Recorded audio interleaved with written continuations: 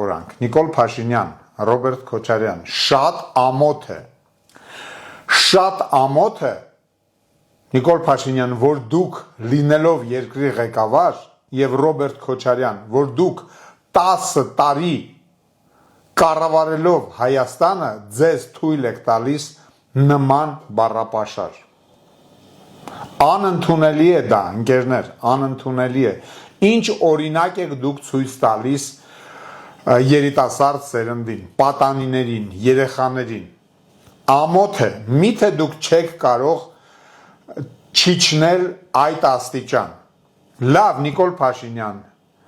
վիրավորեց Ռոբերտ Քոչարյանը, դուք ավելի մեծ եղեք,